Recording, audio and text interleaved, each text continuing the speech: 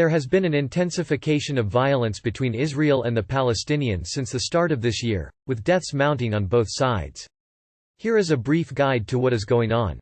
The current violence is mainly taking place in the West Bank and East Jerusalem, areas occupied by Israel since the 1967 Middle East War. While the starting point is debatable, it began to escalate in March 2022. In a period of days, Israel was rocked by a series of deadly Palestinian attacks, and the Israeli military launched an open-ended operation in the West Bank in response, resulting in near-nightly raids into the occupied territories. There have been many individual injuries and deaths resulting from Israeli military operations and Palestinian attacks over the past year.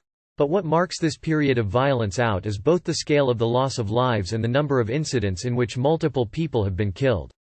Last year, at least 146 Palestinians, militants, civilians and attackers, were killed by Israeli forces in the West Bank and East Jerusalem, more than any time since UN records began in 2005.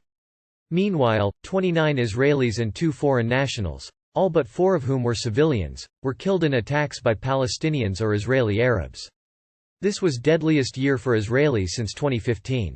Already in the first 2 months of this year, the death toll, 60 Palestinians and 14 on the Israeli side, has been higher than any similar period in 2022, swelled by some of the bloodiest incidents in years.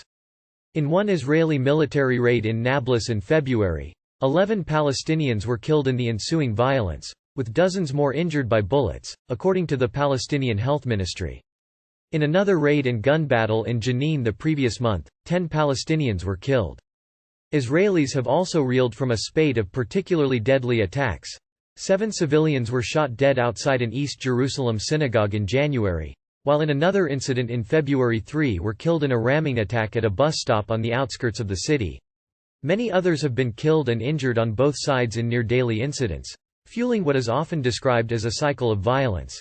Each side blames the other, but there are also longer-term underlying causes.